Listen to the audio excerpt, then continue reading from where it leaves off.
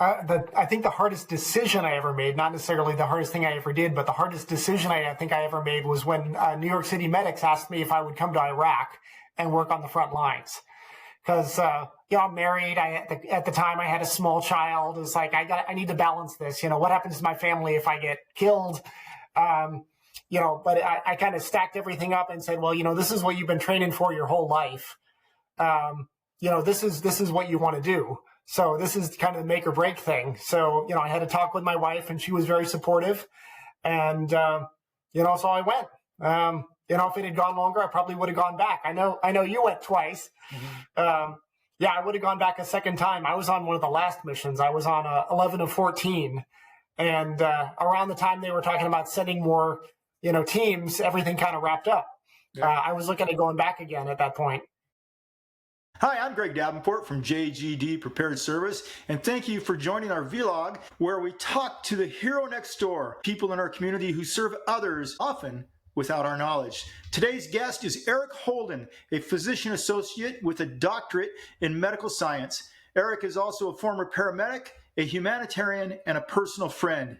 Eric and I go back to 2000 when we worked together at a high-volume emergency room in Vancouver, Washington, and since that time, we've worked in several areas of medical service to include teaching, physicians and physician associates in disaster readiness and global health, and responding to high-threat global disaster situations to include Iraq, Nepal, Haiti, and other areas. Hi, Eric. How you been? Hey, Greg. It's good to see you. It's been a while. When I went through school, the one thing that I discovered was the medics or the paramedics. They had it going on, man. I mean, it used to be so frustrating because I would study really hard, but they came with this pre-known knowledge that seemed to put them above and beyond most of us in that study process because they just already had hands-on experience and so much knowledge to bring to the program. So I wish that I had taken that path. I had not, but I wish I had because it would have made school a little bit easier, I think, and allowed me to accelerate more so than what I was able to do. During this process, if you were down in LA area or down in Southern California area, you saw a lot of things happen. Oh, yeah. No, I was a medic intern during the Rodney King riots. Just watching that on the news was crazy. What was going on was just total devastation, total anarchy. So you were there during that.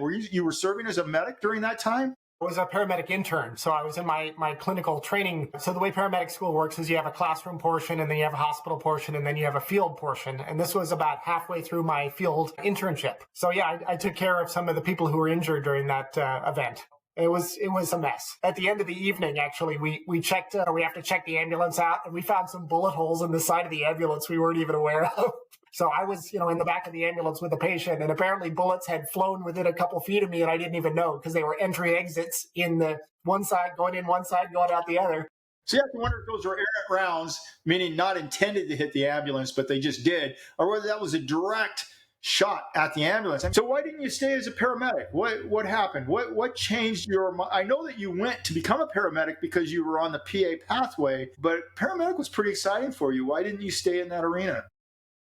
Pretty quickly, I kind of bumped up against the upper limits of the scope of practice. There were things that I saw happening in the hospital. Like I would have a patient who was pretty sick. I'd take them to the hospital and I'd max out what I could do for them in the field. And as soon as I arrived at the emergency department, they would do something else. It was super cool that I wasn't allowed to do it. It was like, I want to do that. I want to do these other procedures. I want to do this other stuff. It was about, I don't know, maybe 15 years ago, you and I went to lunch. And I remember, it was probably longer, maybe 20 years ago, we went to lunch and we talked about being a PA, and we both had interest in medical school. I even took the MCATs back in 1992 and was going to go on, but several life events happened, so I didn't. But nevertheless, when we talked, you were thinking about going to medical school. I was, yeah, and I went back and I took some more classes. I needed some genetics and some physics. I took a bunch of different things, and same thing, I was kind of getting to the point where I was ready to apply. And then my family and my parents started having some, life events. My dad got sick, developed a brain tumor. So there were some issues. I felt like I couldn't go back to school. I had a young child at the time. It's like, this isn't going to work. And interesting, the whole PA profession was created for individuals later in life. At least it was in the initial stages. People later in life, mostly corpsmen, medics is what the original concept was, but it's transitioned a lot since then. But in the early days, they took older individuals who had a significant experience. So you were the perfect model of the PA or the profession and what it was created for. The reason they did that is because a lot of people that were older who had experienced life just simply could not manage medical school, nor could they couldn't manage the expense of it, nor could they juggle their family life because most of them were married with kids, etc. Do you feel you're limited as a PA? I think I'm limited geographically. I don't feel like I'm limited in terms of scope of practice. You were talking about age there for a minute. I wanted to mention an interesting stat that might be interesting to some of your younger viewers here. So when I went to PA school, the average age in my class was 35. As a 27-year-old, I was the second youngest person in the program. I'd say the average age was in the mid-30s when I went, and we even had somebody in their 60s when I went. It was just a different ballgame. What I see more now is the 22-year-old college graduate seems to be more prominent in programs. During your time as a PA, I know you've worked in some places that have really pushed you to use your skills at the utmost level. Can you tell me about a couple of those places that you might have worked at back in the 2000s or so?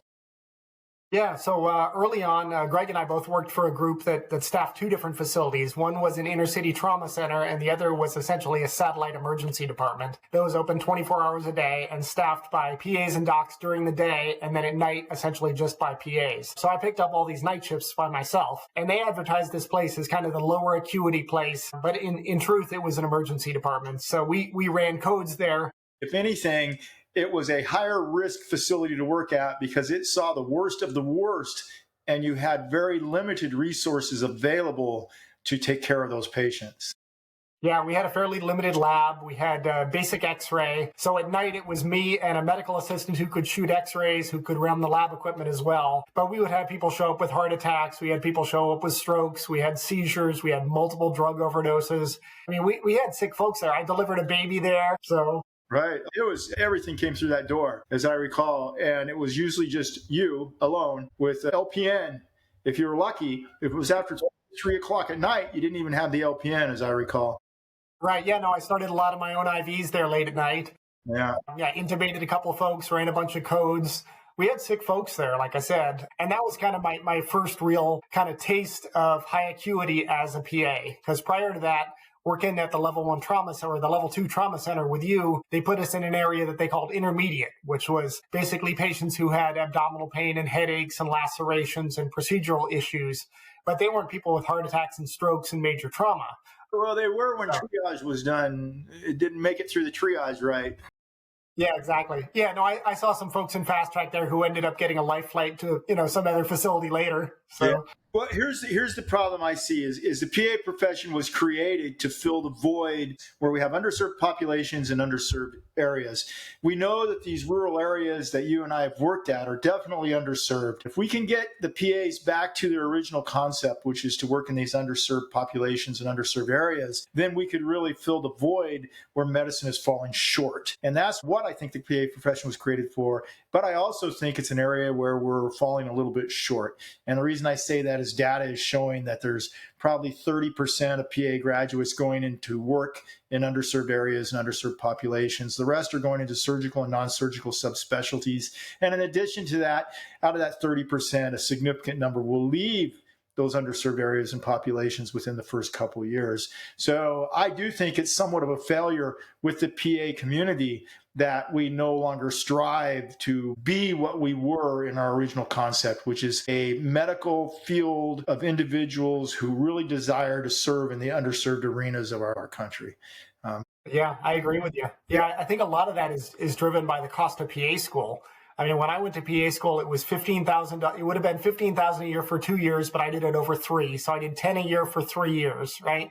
People are coming out of PA school now with $200,000 of debt. That's why they're getting these jobs in cosmetic dermatology. And you know what? I did a study on this. I did a research project on this back in 2000. It was statistically significant that the cost of PA education was impacting the first professional role that PAs took after graduation. And And that makes sense. If we look at the pay differential between primary care arenas and some of the surgical and non-surgical subspecialties, if you're coming away with 150, 200, $250,000 debt, you really got to look at that and look at that hard. Unfortunately, my solutions in my research did not play out. One of them was we got more NHSC scholarships that would pay off these loans. And of course, people who take those scholarships usually only stay long enough to pay off the loan and then they might leave. But at least we get people there every 3 years versus nobody. So that's a benefit. But then number two, I looked at, military options, grant and loan options. I also looked at options where communities would help pay for their education. And none of this played out, unfortunately. When the University of Washington, which was the second PA program to graduate, when it came into existence, it had 14 students graduating. All 14 went to work in underserved communities across Washington state. And they were all put there based on a concept of when they came and applied to the program, they were interviewed by physicians and communities that needed help. So these interviewers helped select people that then they hired upon graduation. So that whole concept has been somewhat put aside, I think, and we've moved into the standard medical realm of when I graduate, more than likely, I will find something that interests me, but money speaks too. Yeah, no, definitely. I mean, a big part of this is they don't pay primary care providers enough. I mean, if they paid primary care folks as much as they paid orthopedics, we wouldn't have a problem, right? Right. Yeah. So it's all procedure driven. It's funny, you go to Europe and the physicians there who make the most money are the family medicine physicians because the way they pay people is the opposite of what we do. They're based on outcomes, not based on procedures. Now, people will argue with you, and they're arguing incorrectly, by the way. They will look at the base salary of the primary care person in the Europe arena, and they will say, this is what they make, and thus they make less than us, and that's why their model's no good. But that's just not true. As you said, they do have a base salary, but they also get paid based on outcomes. So if they can keep the blood pressures of their patients appropriate, keep their decompensated CHFs out of the hospital because they're fixing them, keep the A1Cs at appropriate levels, and so on, they get these incentive pays for doing that. The only downfall that might come from that would be if they created fraudulent records, and that's just a character flaw. And if you people can do that here too.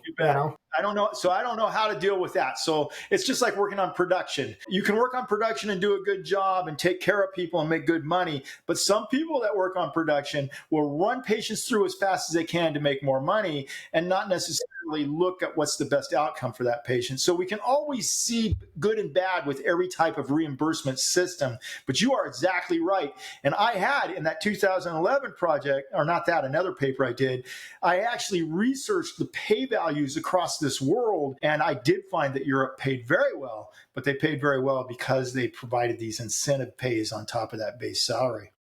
Yep. Yeah, there's an interesting movie where he talks about different medical services around the world and how they pay people. And he talks about kind of the urban myth that doctors in France don't pay well. So he went and he interviewed a bunch of French family practice docs who were like living in Paris and driving Audis, The thing about the France concept is, and I don't know if this is still true, but at one point, they didn't have to pay for medical school. Right. So they would That's a big part of it. Walk away with basically no debt, and that's huge. Right. And they also did a shorter progression, too. They did a 5-year combined BSMD program, which is basically a bachelor's plus a PA program, right? I mean, if you're looking for 4 years for a bachelor's and 2 years for PA school, you're looking at 6. They did bachelor's MD in 5. So yeah. Yeah, they still do that in the United Kingdom. When I was actually on my trauma service rotation in Washington, D.C., I was with a bunch of the 5th-year medical students from the United Kingdom, and they were basically second-year PA students for all intents and purposes. Well, medicine, people might disagree with this, but medicine is a competency-based career field. It really is. And as a competency-based career field, it's not going to be set in stone that you have to do this, this, and this. What's really set in stone is how competent are you in the education process that you go through. Yeah. So, yeah, but that's a whole argument. People are going to argue that forever. I mean, and especially if they feel threatened And we do know that a lot of individuals in medicine feel threatened, and some people believe that their profession is the gatekeeper to all medical care. And I don't know the solution to that, but I don't think that we have a gatekeeper. I think that people have freedom of choice, and we should allow them the options for that freedom of choice. Whether they go to a chiropractor, a naturopathic physician, acupuncturist, a PA physician, nurse practitioner, these are all options of choice, and it's an agreement between that patient and that provider on the care that's given. But I don't know. So let's go back to your life a little bit. Tell me, what is the most difficult thing that you've ever done in your life? The toughest decision you made. Now, this might not be medicine. This could be a personal thing, only at your level of comfort for talking about, of course. But what is the most toughest thing that you can think of that you've ever had to do in life? I think the hardest decision I ever made, not necessarily the hardest thing I ever did, but the hardest decision I think I ever made was when New York City medics asked me if I would come to Iraq and work on the front lines. Because, I'm married. At the time, I had a small child. It's like, I need to balance this. What happens to my family if I get killed? But I kind of stacked everything up and said, well, this is what you've been training for your whole life. This is what you want to do. So this is kind of the make or break thing. So, I had a talk with my wife, and she was very supportive. So I went. If it had gone longer, I probably would have gone back. I know you went twice. Yeah, I would have gone back a second time. I was on one of the last missions. I was on 11 of 14. And around the time they were talking about sending more, teams, everything kind of wrapped up. I was looking at going back again at that point. But that was a tough decision to make. I mean, being there, I think, was the greatest medical experience I've ever had. Just back-to-back high acuity trauma, burns. I mean, that time there, I was there June, July of 2017. That was worth more than my whole PA school second year of school, just in terms of seeing sick patients back to back, doing interventions. It's like, okay, next one's here. We got 15 minutes. We need to do all the things. We need to get them out of here. And it was just like, this is where kind of the rubber hits the road. So that was the kind of the highlight medical thing for me so far anyway. And so many organizations would not do it. I mean, there was only about 2 or 3 of the NGOs across the whole world that were willing to go to the front line, to be attached to the special forces, the Iraqi special forces, and to be in the middle of the fight to help decrease the number of civilian deaths that were occurring. And as I recall, that 90% of individuals impacted by a blast or a projectile injury that bled were dying. And our goal was to go in and change that 90% death rate to a 50% death rate, which is an unbelievable goal when you think about it, because that's, to me, is totally unacceptable. But yet, when you're in the middle of a combat arena, I guess, you have to look at the positive side of that. I agree that we saw a lot of trauma, a lot of blast injuries, legs and arms blown off, a lot of ballistic injuries, gut shots, head shots. Yeah, children. It was just very traumatic, and visions that come from that. I came home, but I would go again tomorrow. I admit it, because I do thrive in those environments. But I came home with ghosts from that and visions from that I would prefer not to have. So I have to put those into perspective and realize that we helped people that otherwise may not have had help, and that's a significant thing and a significant way to look at it. But I look at it the same way. There are a lot of people alive today because we were there who'd be dead if we hadn't been there. We were a kilometer from the front line. So the weird thing was, we were living with the special forces, and we were caring for their soldiers as well. It was a very, very interesting time, a very sad time, and definitely something that I reflect on as a both positive and negative experience in my life. I agree. It was a tough decision, and I had several friends that wanted to go, but then didn't go, either through conversations with their family or because of their own reasons. But for me, it was never a question of whether I was going to go or not. It's like, okay, when are we leaving? And I think that might come from my military background and the fact I was in a kind of an elite organization in the military and had been used to that type of concept. But nevertheless, it was. I agree. I do think not only a tough decision, but I think it's something you live with the rest of your life. Yeah. I mean, we took care of a lot of kids who've been shot, and these weren't kids who were accidentally shot. These were kids who were targeted. Right. They were walking to school and some snipers took them out. Yeah. It's like, that wasn't an accident, right? Yeah. So, And then when they would come in shot alive in a alert and then not be alive 20 minutes later, it was very devastating. As you gut shots, I don't know if you saw those, but the gut shots we did. that would Yeah, we had a kid who was eviscerated walking to school. yeah, it's just nasty stuff. Nasty. Yeah, that kid actually survived. Really? So that's good. yeah, Good for you. yeah. So he was shot in the gut, and then he went to the ground, and then they shot him in the leg too while he was laying on the ground. But yes, his parents dragged him into us, and he actually did okay. He survived. That's good. That's good. I get, yeah. We had stories like that, but I guess I tend to focus more on the negative stories, which I wish I didn't, but nevertheless, I tend to, Yeah, I gotta focus on the positive ones because, like you said, there's some bad ones that keep you awake at night. So yeah, definitely. Yeah. The other thing is I don't know about what happened while you were there, but I assume everything was very similar. Is I don't know if they were actual shots from a distance or errant rounds, but there was 2 times, one on each trip, where I had rounds past my ear where I could hear it go zip as it went past. And, I found that kind of threatening. I always was a little bit exposed when it was happening. So it was my fault for being exposed. I don't think that people realize that not only when you're in these situations are you dealing with the trauma of war, but you're also at risk for being one of the trauma members of that event. yeah, So definitely. So we had those things happen and actually had bombs that came in. You could hear them coming in with the whistling sound and then hitting real close by. And then we had members of our team, not from the U.S., but members of the Iraqi team that were killed while we were actively there. So very unfortunate. Yeah. I can see where that was a tough decision. But hey, that wasn't your toughest decision, was it? Wasn't your toughest decision volunteering to go on a second trip, whether you did or not? You'd been there once, and now you were talking with your wife about going again. How did she fare with that? She would have been okay with it, I think, because, I told her about all the good we did. I kept a little blog that I was sending to people about, day-to-day stuff. Here's what's going on, just so you know why I'm here and what's going on. And people looked at those and it was like, hey, it looks like you're doing some good there, so I can see why this has value. So I think there are people who need to do this kind of stuff. So, you probably know the Mr. Rogers thing, right? The Mr. Rogers said whenever there's some kind of, tragedy, crisis, whatever, don't look at the bad, look for the helpers, because there will always be people going. Right. And those are the people you want to be and the people you want to help.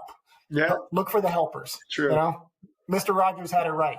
So I didn't keep a blog or notes, and I didn't tell my wife anything, really. Now, since then, it's been quite a few years, I've opened up, and I believe that talking about it is healthy. I don't believe that gravitating to silence is healthy. I believe that talking about it is the best thing to do. And so she pretty much knows everything now, but I did not. I just was going on another trip and, whatever, totally different world from my military time. When you were gone, there was no communication. Now, we're getting, there's all kinds of fighting going on around us. And I'm on WhatsApp. I think WhatsApp, right? Yeah, FaceTime. And I'm talking to my family back home, totally different environment, totally different situation. But yeah, I believe in it. I think that PAs are well suited for that. I think PAs, especially like you with a paramedic background, are well suited for that. My background as a SEER specialist and a PA who spent a lot of time in emergency medicine was well suited for that. I don't think that people who do not have a background in high threat arenas should do that on a first, trip. I think they need to gain experience and exposure and discover the limits of both their mental and physical health when they're on these trips before they volunteer for something like that. Yeah, this definitely wasn't my first trip. I mean, I'm sure you were going to bring this up later. So I started volunteering in Haiti in 2009, the year before the earthquake. I was a member of the Oregon Disaster Medical Team at the time. And so I went and I did a primary care mission. They call them primary care, but it's really you're the only people in the entire area who are providing medical care. So you're doing everything. You're taking care of people's blood pressure and then taking care of the guy who fell out of the coconut tree and, grandpa who had a stroke. You're it. There's nobody else there.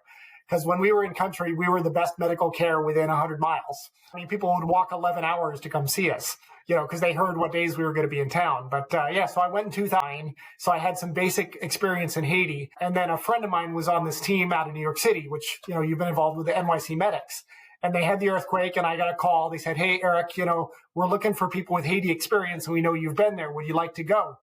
And I said, yeah, I'll make it happen. At the time, the group that you and I both worked for had a lot of PAs, so it was pretty easy to switch my shifts around and things. And I was able to take off 2 or 3 weeks. And they sent me a ticket, and I went to the airport, and I got all my stuff together, and I was in Haiti. So I was there on the ground within a week after the earthquake.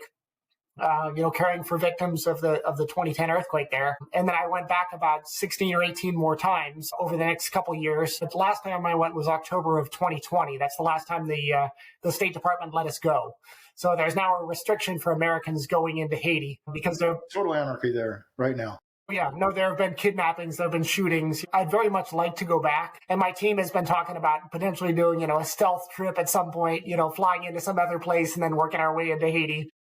And I'd be up for that because I think they need the help. The clinic that we go to is still there and we're still sending supplies. We're just not sending clinicians. Yeah. So it's, they've been without care now for high level care anyway for almost 6 years.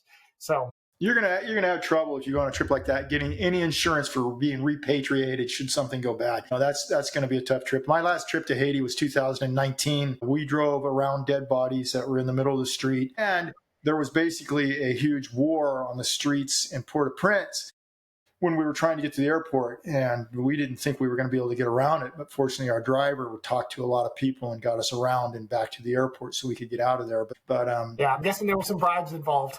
Yeah. The interesting thing is we talk about these disasters, and you were in Haiti for an earthquake, but you'd also been there for primary care before that.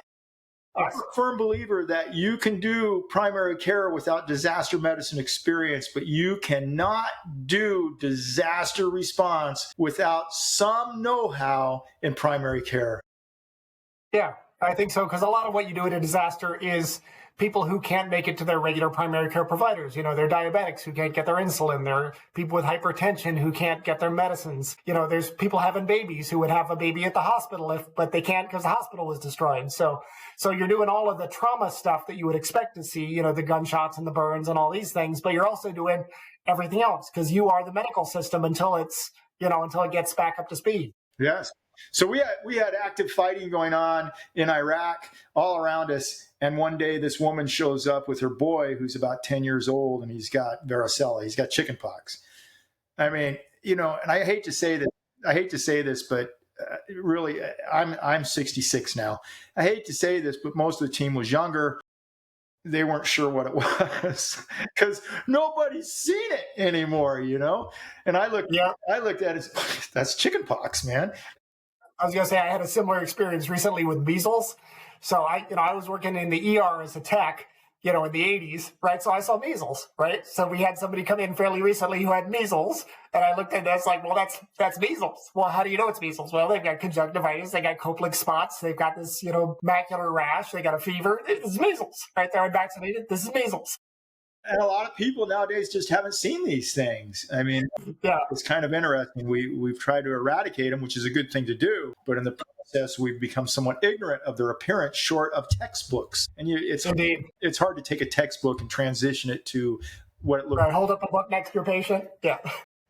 Yeah, very interesting.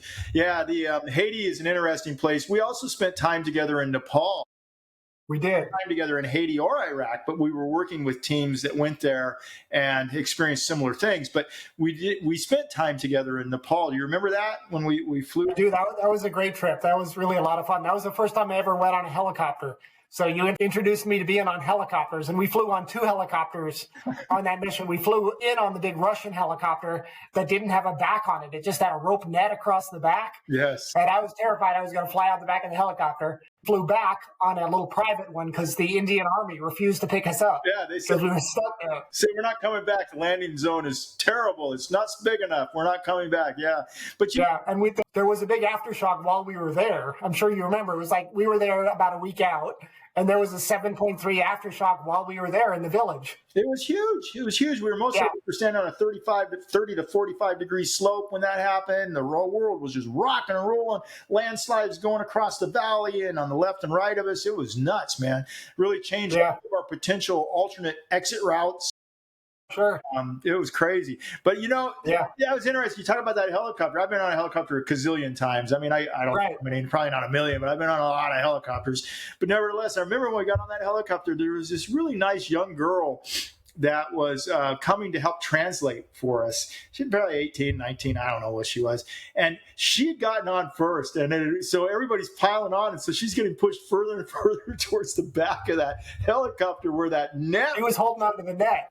And she stopped. She just froze. I'm not going any further back. And I remember I got around. I went around on top of all this stuff. Said, "Let get out of the way." And I went all the way to the back where the net was and pushed her forward. I think I even talked to a couple of people and said, "Let her go up further, man," or something, because she was petrified, man. She was so scared. And I see it. I get it. I mean, I've hung out of a lot of helicopters, so I wasn't that big of a deal, but I get it. I didn't realize you'd never been on a helicopter before that. Yeah, no, that Russian helicopter was my first helicopter. That was not my first big earthquake though, because I was on campus at UC Santa Cruz for the Loma Prieta quake that happened. How big was that? I don't know this. That was 7.1. That's big enough. In 1989. Yeah, that's big enough. So and then in Haiti we had some aftershocks as well while I was in country. None of them, in the vicinity of 7, but we had a couple 5s and 6s while we were there. When we were staying in these old broken down buildings or, right out into the street in the middle of the night.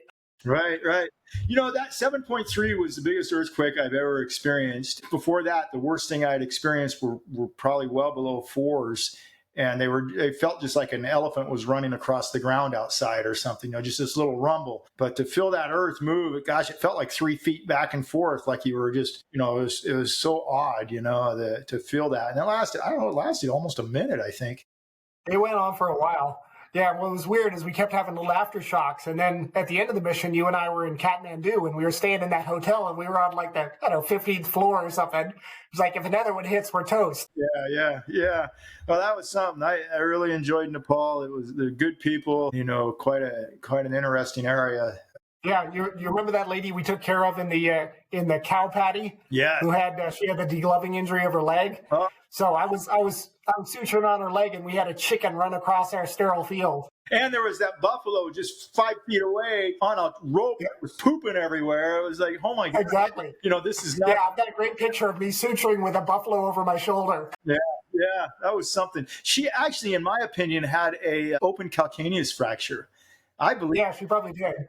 I believe that calcaneus was fractured to crap. Yeah, and she refused to be evacuated. So we kept going back every day and doing wound care. And we did, the doc who was with us knew how to do some plastics. So we did that thing with the tissue expanders and kind of pulled tissue across the top of her foot. Right. I actually did a trip to India with him in 2019. And he had spent time on a burn unit, and he was using things that he had learned from the burn unit to repair that. Right. Yeah, he did a lot of undermining kind of stuff, removing subcutaneous tissue so he could stretch the tissue across the top of her foot where it was, open and nasty. She had a wall fall on her, I think, if I'm remembering correctly. Yeah. It was quite an interesting trip. Other than the most difficult decision you ever made, I'm always curious about who influences people. So for me, I always say that the one person that I would like to have dinner with, just to sit down and shoot the crap, would be Douglas Hegdahl. And everybody goes, who's Douglas Hegdahl? He was just an 18, 19-year-old kid who fell off a ship in the harbor next to Vietnam, was eventually rescued by Vietnamese people out on the water, and spent several years in Hanoi Hilton. And while there, he kept telling he was a cook. He kept telling him he was a cook. They didn't believe him that he would be alone out in the water like that. So they beat him up pretty bad. But nevertheless, the whole story goes to where he learned the name of every prisoner in the Hanoi Hilton through an old McDonald's song. And then he was repatriated. He didn't want to do this because it's really against our rules, but he was repatriated at the insistence and the orders of the commander of the U.S. commander at Hanoi Hilton. And he came back to the United States, and through that song was able to tell everybody who the prisoners were at the Hanoi Hilton. And that makes a huge difference because that created accountability. And by creating accountability, it may have saved many lives of U.S. military members that were there. Sure. As an 19-year-old kid who got slapped right in the middle of this whole POW experience and how he dealt with it, and he dealt with the interrogations and then coming back home and making this difference, I would just love to sit down and chat with him for a while about that. Nevertheless, if you had one person that you could ask questions of and spend time with, it doesn't have to be somebody in medicine. It could be, just somebody that's impacted you. Tell me who it is and why. That's a tough one because I think there have been different people at every stage of my life. So when I was a paramedic, the guy who was my field training officer, John Wilson, was this great paramedic who was, he could start an IV in anybody, he could intubate anybody. He was just the coolest medic there was.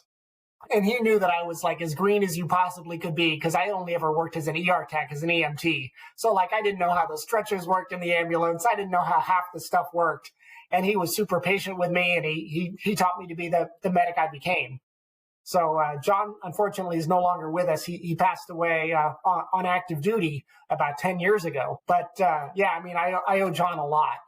So he's somebody I'd like to see again. And then as a PA, there were people I looked up to. You were one of them. When I first met you, I thought you were one of the hottest shit PAs I knew. So when we started working together, I don't know if you remember, but when you applied for that job, you and I were the two people applying for the job, and you got the job and I didn't.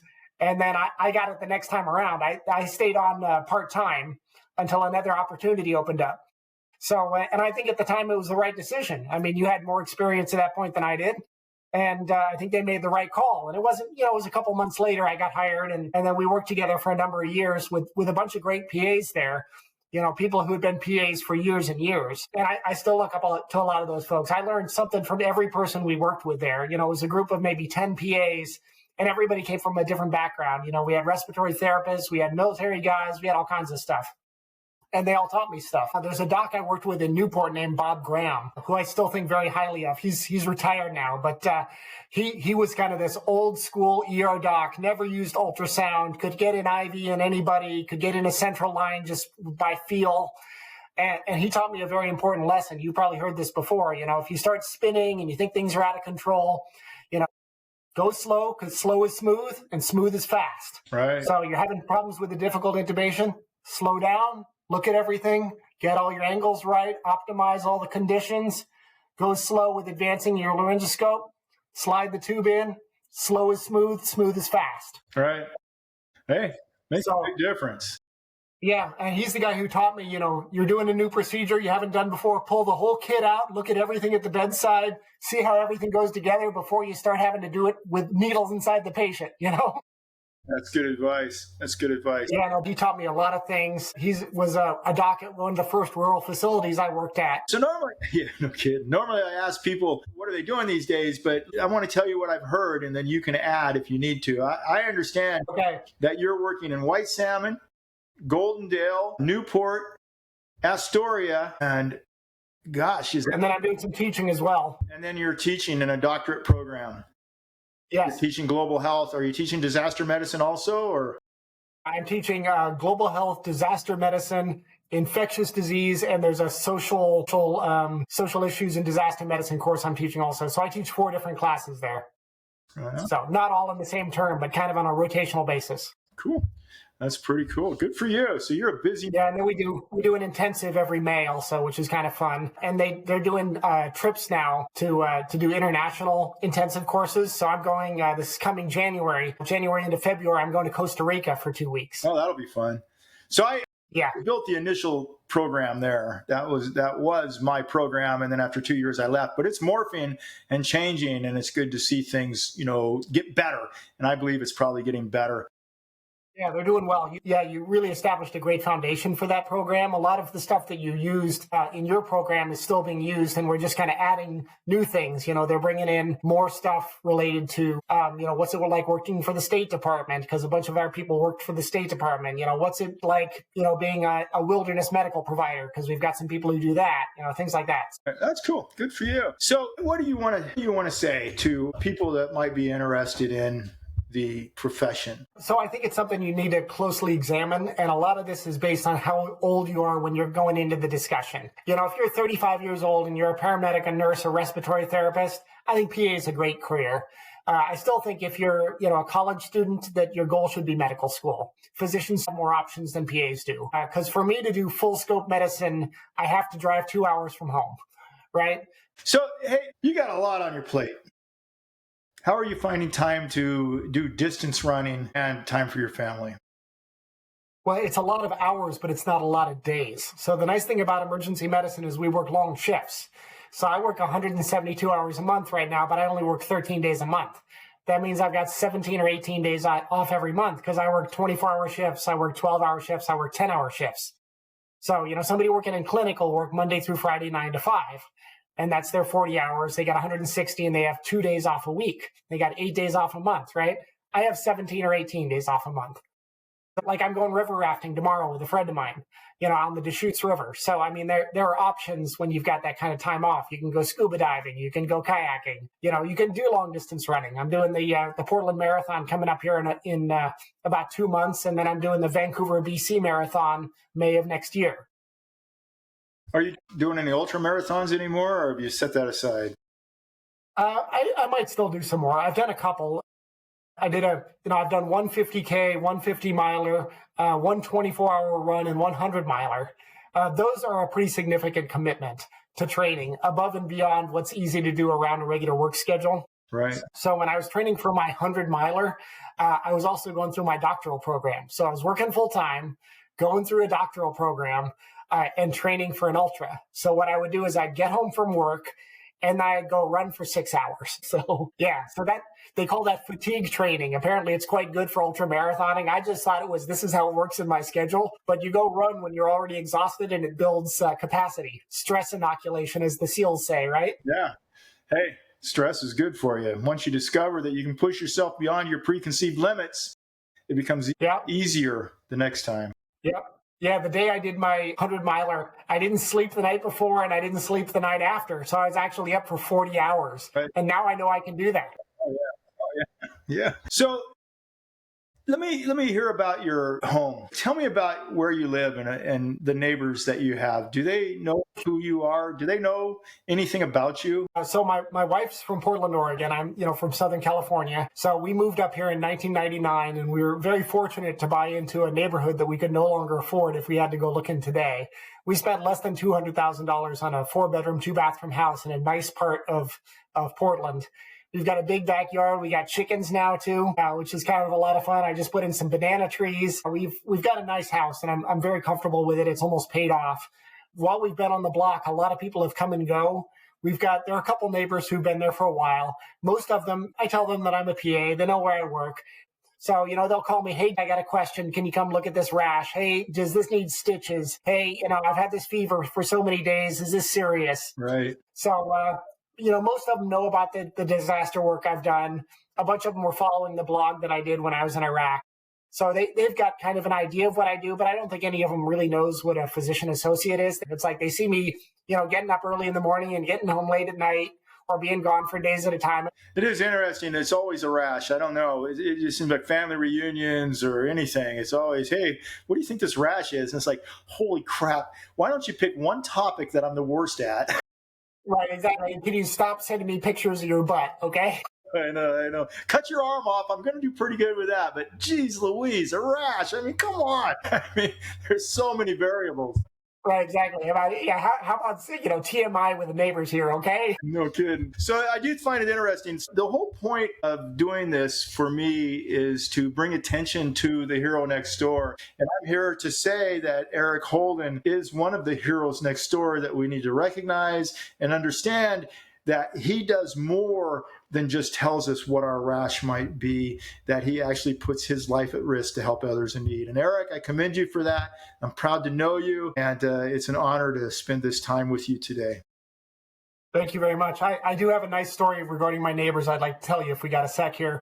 Sure. So during COVID, there was one particular day when they were doing this thing where they were, it was supposed to be recognize the people in your community who are medical providers by banging pots and pans together. I don't know if they did this in your neighborhood. Yeah. So I got a call from one of my neighbors and they said, Eric, you need to go out into your backyard.